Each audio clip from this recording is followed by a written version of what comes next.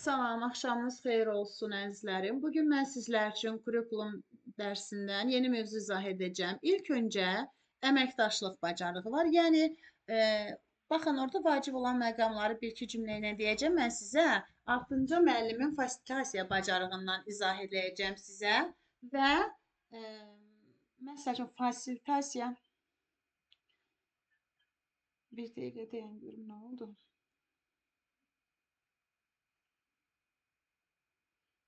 Aha, deməli, əzizlərim, ilk öncə əməkdaşlıqdan danışacağım sizə. Baxın, əməkdaşlıq təhsildə hər şeyi fərdi olaraq yerinə yetirilirdi.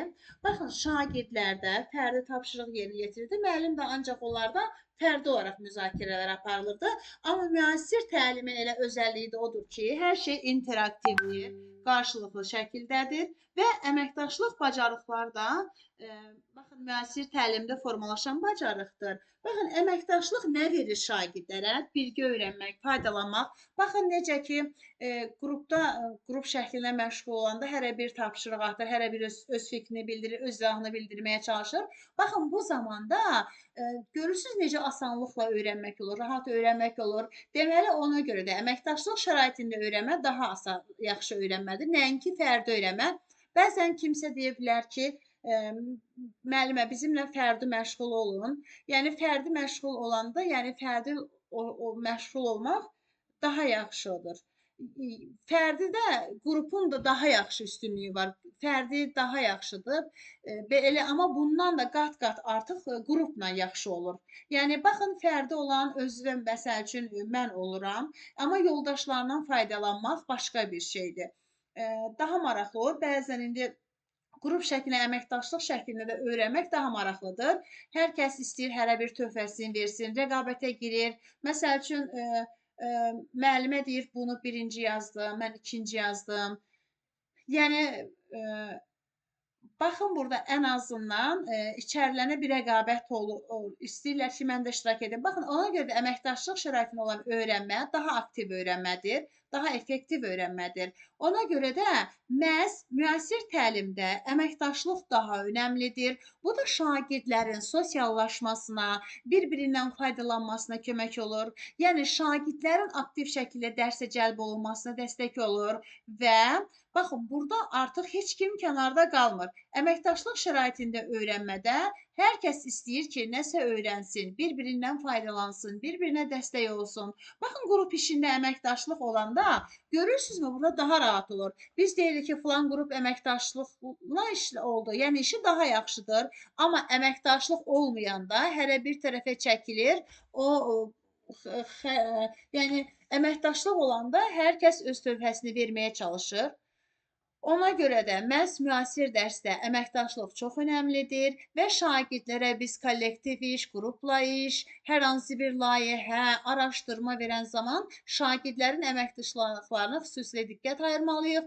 Əməkdaşlıq olan zaman əlbəttə ki, nəticəyə gəlmək daha asan olur, sosiallaşmaq daha rahatdır. Yəni şagirdlər bilmədiklərini də bir-birindən öyrənirlər və faydalanırlar burada. Deməli, indi isə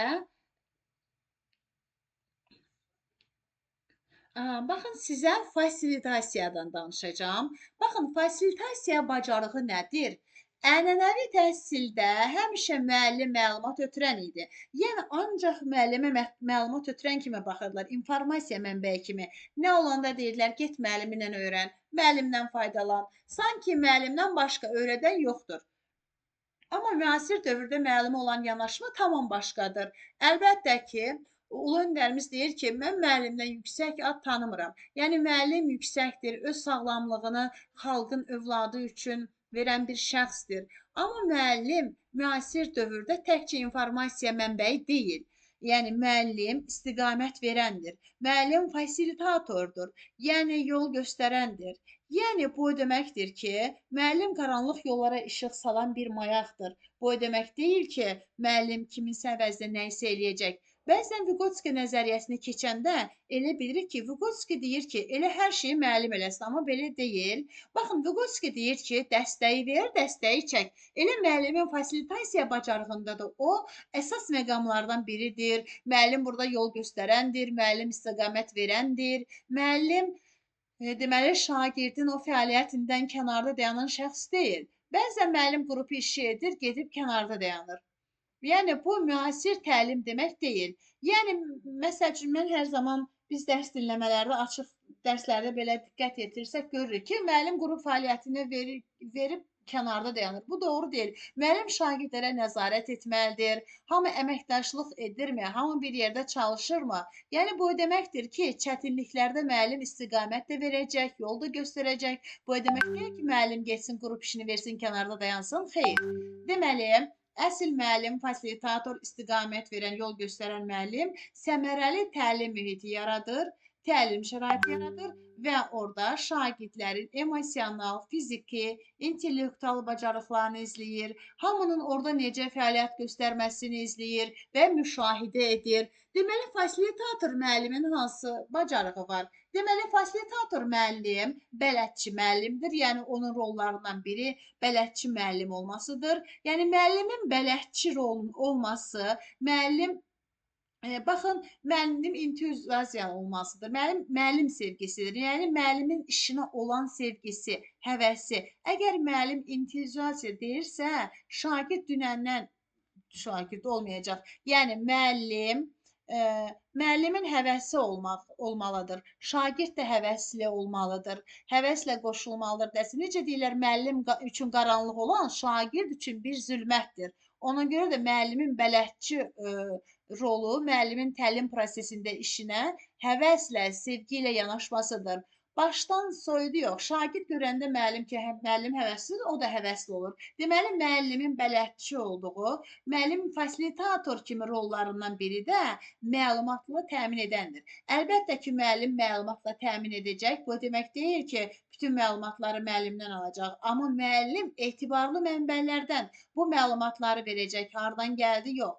Çünki biz ötən dərslərimizdə də deyirik ki, müəllim elə doğru məlumatlar verməlidir ki, şagird onun beyninə artıq hopdursun, yəni yanlış məlumatları şagirdlərə çatdırmamalıdır. Yəni müəllimin fasilitator bacarıqlarından biri də tədqiqatçı müəllim olmasıdır. Yəni müəllim niyə tədqiqatçı olmalıdır? Ona görə ki, araşdıran müəllim şagirdinə yol göstərir. Siz də araşdıra bilərsiniz. Müəllim öz savadından, biliyindən, bacarığından qane olmamalıdır. Hər zaman axtarışda olmalıdır, yenilikləri öyrənməlidir. Daimi mətbuatdan, internetdən, kitablardan, qəzetlərdən, hər yerdən izləməlidir, axtarmalıdır. Yəni daim öz üzərində işləməlidir, araşdırma aparmalıdır. Müəllim o tədqiqatçı bacarığının olması şagirdinə də yansıyacaq. Yəni fasilitator müəllim tədqiqatçı müəllimdir. Deməli, müəllim fasilitator kimi şagirdlərə təlim nəticələrini öncədən verməlidir. Yəni, hər zaman təlim nəticəsi şagirdə öncədən çatdırıldıqda, şagird bilir ki, nə axtaracaq, nə araşdıracaq. Bu tədqiqat bacarıqlarına da aiddir.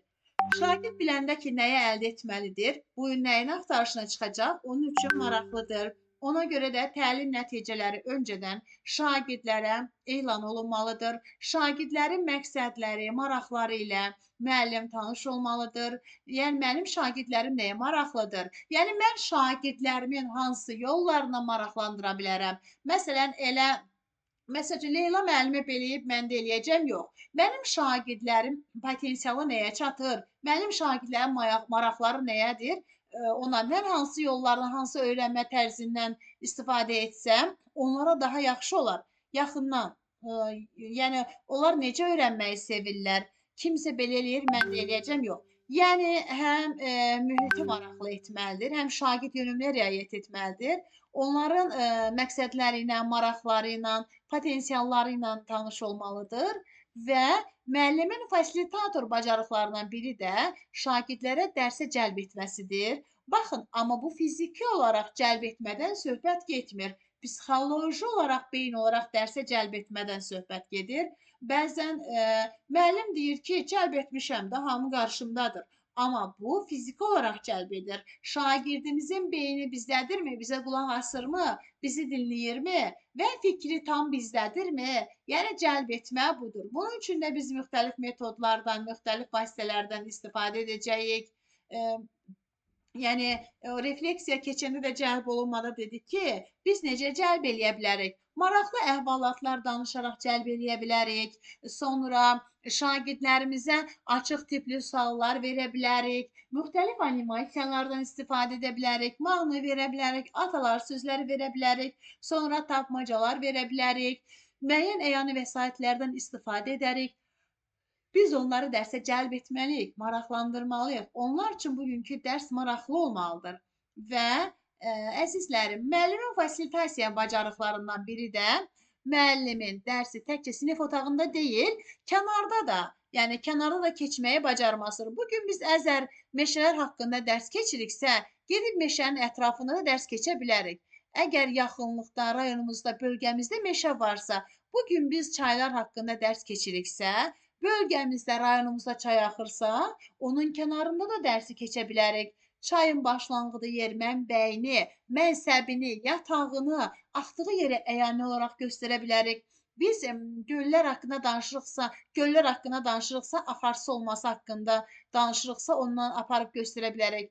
Tərəvəzlər haqqında dərs keçiriksə, məktəbin yaxınlığında olan tərəvəz mağazasında tərəvəzlərin canlı olaraq şagirdlərə göstərib orada izahat verə bilərik. Yəni, təkcə sinif otağında deyil, məktəbin həyətindəki ağaclar üzərində, məktəbin həyətindəki kol bitkiləri varsa, onlarla və yaxud açıq havada onlardan dərs keçə bilərik. Bir sözlə, sinif otağından kənarda da dərs ola bilər. Bu o demək deyil ki, təhsil təkcə sinif otağındadır. Ona görə də əsl müəllim, fasilitator müəllim hər tərəfli olmalıdır və bilməlidir ki, şagird üçün maraqlı necədirsə, əyani necə yaxşı anlaya bilərsə, o mühitdə də biz dərsimizi keçə bilərik. Müəllimin fasilitator bacarıqlarından biri də onu müşahidə etmək bacarığıdır. Baxın əzizlərim, bir var baxmaq, bir də var müşahidə etmək. Sizə testdə düşə bilər ki, müəllim baxır, o doğru yanaşma deyil. Müəllim müşahidə edir. Yəni baxmaq yetərsizdir. Hamıya baxa bilər. Bax gedirik bir məclisə, orada hamıya baxırıq. Hamıya baxırıq. Çünki bir anlıq gedirik, o türklər demişkən, kalabalıq bir yerdir, hamını görürük, baxırıq qarşımızdan, gözəlli, qaşlı, paltarlı insanlar oturur, əyləşir hamısı.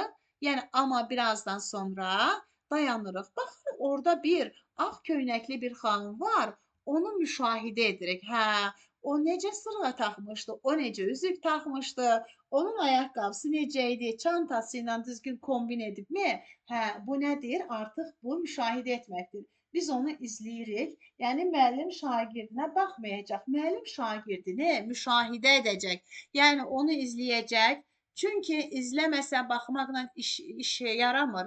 Yəni, müəllim şagirdlərini müşahidə etməlidir, izləməlidir. Yəni, summativ qiymətləndirmədə kopya çəkə bilər, köçürə bilər. Bir də baxırsan ki, 60 ballıq şagird 90 bal yığır. Qiymətləndirmədə etibarlı olmayacaq bunda. Buna görə də müəllimin fasilitator bacarığından, o deyir, müəllimin 4 gözü olmalıdır, arxada da gözü olmalıdır, yanında da gözü olmalıdır. Yəni, müəllim müşahidə edən müəllim olmalıdır və müəllimin fasilitator bacarıqlarından biri də onun dinləmək bacarığıdır. Bəzən bizə elə gəlir ki, dinləyik. Məsələn, müəllim bəzən jurnal yazır, şagird orada danışır. Bilmir nə danışır. Ağzına deyir ki, keç əyləş. Yəni, danışmaq xatirinə. Yəni, bu da dinləmə xatirinə dinləyir. Sanki qulağı ondadır, amma uşaq orada, şagird orada səhv dedirsə, düz dedirsə, müəllim heç bilməyəcək uşaq nədən danışır. Bəlkə də o arada bir ağlına gələni danışır da, yəni müəllimin xəbəri olmur ki, o nə danışır. Bu əyani bir şeydir, olan bir şeylərdir, var olmuş bir şeydir. Ona görə də mütləq biz şagirdlərimizi dinləməliyik, dinləmək bacarığımız olmalıdır. Və bəzən bu dinlədiyimizi necə göstərəcəyik? Başımızla, jestimizlə, mimiklərimizlə, gözümüzlə, üzümüzlə, əlimizlə bildirməliyik. Şagird bilməlidir ki, biz onu dinləyirik. Yəni, şagird biləndə ki, biz onu dinləyirik, daha yaxşı olur. Məsəl üçün, mən biləndə ki, məni dinləyənlər var, onda mən daha yaxşı danışıram. Elə yoxsa elə sizi görmədən, kameranı bağlayıb, məsəl üçün, səs atıramsa, baxın, mən biləndə ki, hal-hazırda məni dinləyənlər var, bu dəqiqə məni, məsəl üçün, neçə adam baxır, mənim üçün maraqlıdır, mən rahat danışa bilərəm. Amma Məsəl üçün, kimsə olmadan danışsa, belə adam istəyərəkdən danışa bilməz. Ona görə dinləmək bacarığı olmaq da, müəllim şagirdi dinləyirsə, şagird üçün daha əhəmiyyətlidir, daha maraqlıdır o dərs. Və əgər müəllim şagirdi dinləyirsə, məqamında, zamanında ona fikir bildirə biləcək. Niyə görə? Səhvlərini düzəldə biləcək. Əgər biz şagirdlərimizə dinləyiriksə, səhvi zamanında, anında düzəltməliyik. Bəzən mən dərs dinləyirəm və bunu çox qiymətləndirirəm. Və müəllim o qədər diqqətli olur ki, şagird bir şeyi səhv eləyəndə orada düzəldir. Əslində bu normal bir şeydir. Şagird səhv eləyə bilər də, səhvsiz olacaq, amma müəllim onu saxlayıb sonunda düzəltməməlidir. Əgər məsəl üçün peşəkar müəllimdirsə, işini sevən bir müəllimdirsə, anında reaksiya verəcək. Yəni və səhvi də zamanında düzəldəcək. Deməli, ona görə də məqamında, zamanında düzəltməlidir. Dərsin sonunda yadından çıxa bilər. Bu şagird bayaq hardasa səhv eləmişdi. Yaddan çıxa bilər. Həmin anda düzəltməlidir. Yəni bu normal bir şeydir. Səhv etsin də. Əslində bilirsiniz nə vaxt kobud olar? Müəllim o səhvi görməzdən gəlsin. O səhvi ordaca düzəltməlidir. Yəni yenə qayıdacaq ən yaxşı yaxşı nəticə əldə etmək üçün mütləq şəkildə dərsin deyirik ki, məqamında düzgün müdaxilə etmək bacarığı. Həqiqətən mütləq şəkildə o vaxtında müdaxilə etmək lazımdır ki, sonraya qalmasın. Sonraya ola bilər ki, yəni uşağın sözünü kəsməmək fikri ilə mən o səhvini deməyim, danışsın, qutarsın, sonda mən onu deyim. Amma ki, məqamında deməsəm sonra unudula bilər və fasilitator müəllimin ən mühüm xarakterlərindən, xüsusiyyətlərindən, bacarıqlarından biri də planlamasının olmasıdır. Yəni günlük cari planlaşmasının olması, planlaşması olmayan bir müəllim dərsə girsə, vaxt itkisinə yol verəcək, bilməyəcək bugün hansı üsullardan istifadə edəcək, hansı iş formalarından istifadə edəcək, hansı metodlardan istifadə edəcək. Ona görə də mütləq müəllim planlaması olaraq dərsə girməlidir. Bu da dərsin nəticə yönümlü olmasına gətirib çıxaracaq. Deməli, əzizlərim, fasilitator müəllim kimdir? Fasilitator müəllim bir scaffoldingdir, bir nərdivandır, bir yol göstərəndir. Müəllimin şagirdin yoluna işıq saçan bir mayaqdır. Şagirdə dəstəkçidir, yəni şagirdi məlumatla təmin edəndir, şagirdi müşahidə edəndir. Yəni şagirdi səsləyəndir, həvəsləndirəndir, şagirdi tədqiqatçılığa yönəldəndir. Bəli, və şagirdlərimizi dərsə cəlb edəndir. Şagirdlərinin məqsədlərini, maraqlarını ortaya çıxarandır. Fasilitator müəllim təkcə dərsi sinifdə deyil, həm də ətrafda keçməyə bacarandır. Fasilitator müəllim şagirdini dinləyəndir. Fasilitator müəllim məqamında müdaxilə edəndir. Şagirdin səhvini düzəldib onu düzə çevirməyin yollarını öyrədəndir və inanıram ki, hər bir müəllim fasilitatordur. Çünki müəllim elə bir dəyərli şəxsiyyətdir ki, xalq gələcəyini ona etibar edir və ulu öndərimizin dediyi kimi müəllimdən yüksək ad tanımıram. Amma müəllim obrazı, yenə də deyirəm, ənənəvi təhsildə yalnız məlumat verən idi. Ancaq nə olana deyirlər ki, müəllim nə deyir, düz deyir. Amma müəllim də səhv eləyə bilər, mən də səhv eləyə bilərəm, hər kəs səhv eləyə bilər. Amma əgər biz şagirdlərimizi araşdırmaya yönəltmişiksə, biz tədqiqata yönəltmişiksə, şagirdlərimiz özü axtarıb, araşdırıb, gəlib hətta müəllimə doğruları da deyə biləcək. Bu artıq müəllimin qələbəsidir. Bu artıq fasilitator müəllimin qələbəsidir ki, artıq tədqiqatçı şagird yetişdirib, araşdıran bir şagird yetişdirib, ona görə də mütləq müəllim fasilitator olmalıdır. Yəni, fasilitasiya prosesinin iştirakçısıdır müəllim. Yəni fasilitator yol göstərən müəllimdir, bələdçi müəllimdir, mayaq müəllimdir. Amma fasilitasiya prosesi fəallaşma prosesidir. Yəni fəallaşma prosesinin iştirakçıları kimdir? müəllim və şagirddir.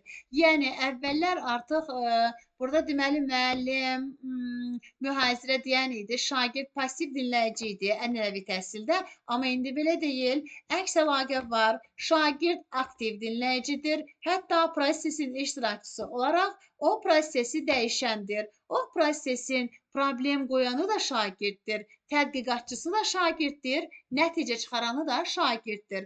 Bəs burada müəllimin rolu nədir? Yol göstərəcək. Bu yolla get, o yolla get. Yəni şagirdin bir araşdırmayacaq. Yəni müəllim deyir ki, dərs mühitinə biz yoruluruq, amma bilirsiniz nəyə görə? O fasilitasiya prosesini düzgün aparmır. Yəni əslində müəllim elə edər ki, heç yorulmasın. Yolunu göstərər, yəni istiqamətini verər. Əgər o kurikulumu düzgün anlayırsa, problemli situasiya vəziyyəti yaradar, şagirdlər özü müzakirələr edər, yəni aktiv şəkildə qoşulacaq və bir-birindən faydalanacaqlar. Bizim bugünkü dərsimiz bu qədər. Deməli, mövzumuz çox uzun mövzu deyil, qısadır olmağına. Qısa və maraqlı bir dərsdir ki, müəllimin fasilitasiya bacarığı.